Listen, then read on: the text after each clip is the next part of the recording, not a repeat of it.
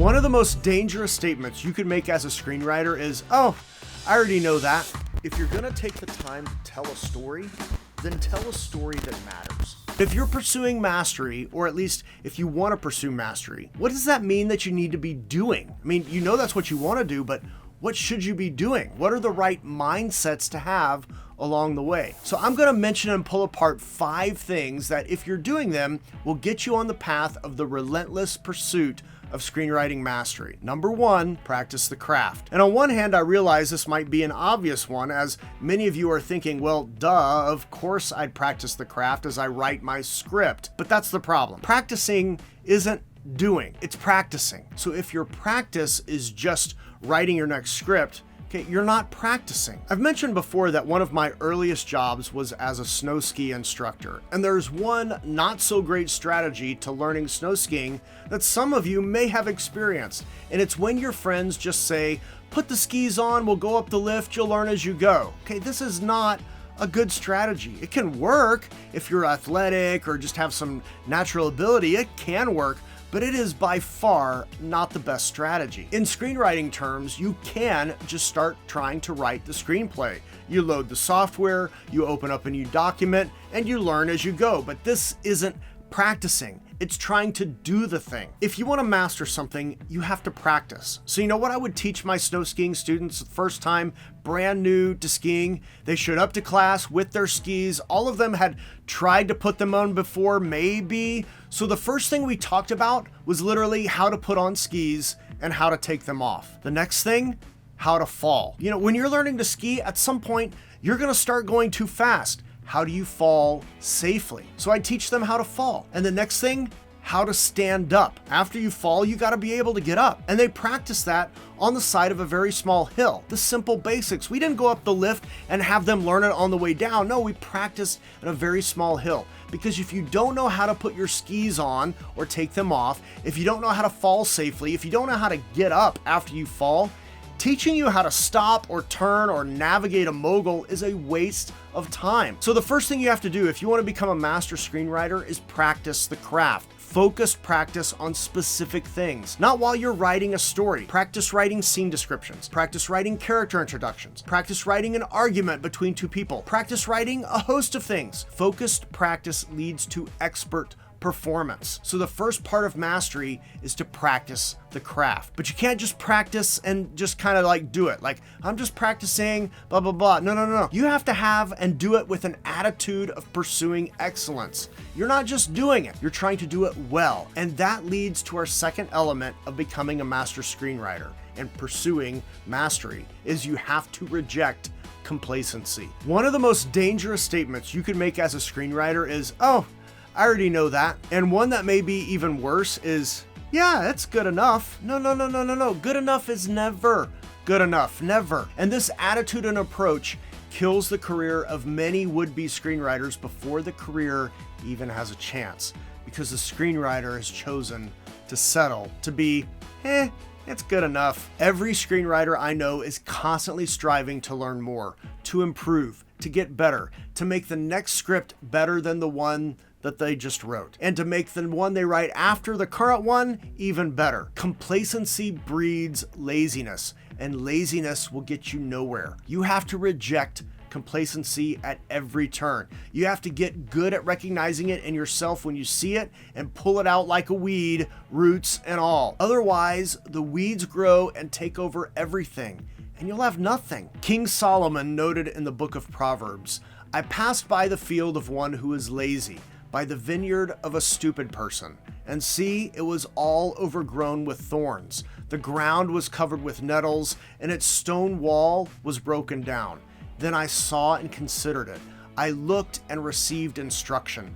A little sleep, a little slumber, a little folding of the hands to rest, and poverty will come upon you like a robber, and want like an armed warrior. In other words, a little laziness, a little complacency, and suddenly the vineyard is overgrown and loss is upon you. If you want to master anything, including screenwriting, you have to reject complacency. This means a willingness on your part to be teachable, to be willing to learn new things and to practice the craft. It means you stay humble, having a true perspective of who you are and a realistic view of yourself and your skills and your talents. If you know who you are and you know how good you are and where you are deficient, this helps you know where to focus your attention and energy. It helps you reject complacency. And that brings us to the third thing you have to do on your quest of relentlessly pursuing mastery is you have to be willing to invest in the craft. Yes, part of this investment is time. Time is a commodity, and I think it's the most expensive commodity because you can't replace it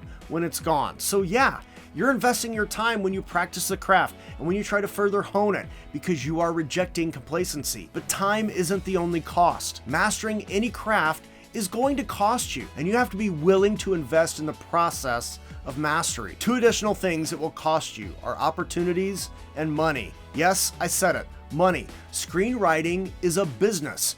You become an entrepreneur when you decide to be a screenwriter, and running a business costs money. I know you don't want to spend a lot on things like software, books, and online courses, and I know new writers are always looking for the free stuff, and I 100% get it. I did that too, in part because I wasn't sure I was ready to sell out and go all in on screenwriting. And if screenwriting is only a hobby for you, then yeah, do all the free stuff. But if screenwriting isn't a hobby for you, if you want to make a go of it and see your name on the big screen, it's gonna cost you. You're gonna spend money on software. You're gonna spend money entering contests. You're gonna spend money for online classes or degrees. You'll spend money on computers and peripherals that make your writing easier. You'll spend money on stuff for your writing environment. You'll spend money on writing supplies. You may spend money on consultants or coaches or coverage services or hosting services or some other kind of help. You'll spend money, hopefully, traveling to LA when you have meetings with producers and agents and lawyers. You'll spend money registering your scripts with a copyright office. You're going to have to spend some money at some point. Becoming a master at any craft requires investment. Plus, when you spend money on things, it makes you even more committed to the craft. It's like, well, I've spent money on the software, so I guess I should actually use it. And on top of the money, it may cost you opportunities. Your friends are going to a concert on Friday, but Friday nights are your writing night. What are you going to choose, writing or the concert? Now, don't mishear me saying that you should only spend all your spare time writing and don't go live a life, because if you know me at all, you would know that I would tell you to go live your life, because real life and the experiences that come with it are the best inspirations for writing and for telling stories, and honestly, they make your life worth living. But if it's your writing time in exchange for another opportunity, and if you're wanting to be a master at screenwriting, then your writing time, you need to hold that as sacred. It's untouchable, and you will miss opportunities. The writing life will cost you, and you have to be willing to invest in the craft if you're going to pursue screenwriting mastery. And this element feeds into the next thing you need to pursue mastery of any craft, but especially the craft of screenwriting. You have to cultivate self-discipline. If you are undisciplined, you will never be a screenwriter. I'm sorry, it's just not going to happen. You might be able to learn to write and to tell stories well, and if you're doing the other things on this list, you're going to kind of learn there, but you're going to have a difficult time, if not an impossible time, finding success. And that's because screenwriting as a career is more than just writing a script. You also have to be able to write scripts to deadlines, to turn in notes when requested, to be on time and prepared for meetings, to do your homework before meetings, to do your homework and research when writing a script, to do a whole host of things that require self-discipline if you're going to complete them on time. Here's some questions to consider. Do you have a regular time to write? Is it sacred to you? Do you have a routine you follow when it comes to writing? Do you always arrive on time for any scheduled event? Do you always follow through on things you've committed to, or do you back out or forget about them? Do people believe you when you say you're going to do something? Do you do your chores on time? Do you finish the things you start? If you've answered no to any of these questions, you need to do some work in the self-discipline area of your life. There's no easy way to say that other than just say it. You have some work to do, because if you think you are good on the self-discipline area, but you are regularly late for scheduled events, why would anyone think you could deliver something on time if you are never on time? I mean, they wouldn't. Integrity, responsibility, work ethic, all of them are wrapped up in self-discipline. Or here's one that'll step on your toes, including my own. I'm pointing my finger at myself on this one too. Do you always eat what you should. I don't. I drink way more Coca-Cola than I should. I'm working on limiting it, and I love foods that are unhealthy for me because I'm like, oh, I need a snack. I guess I'll just have this donut. A couple of years ago, I was with some students who were shooting a film in Australia, and I was having dinner with one of the actors, and he said something I will never forget. I mean, this guy was ripped, and he worked hard to look that way, and he said, the hardest parts of self-discipline are food and exercise.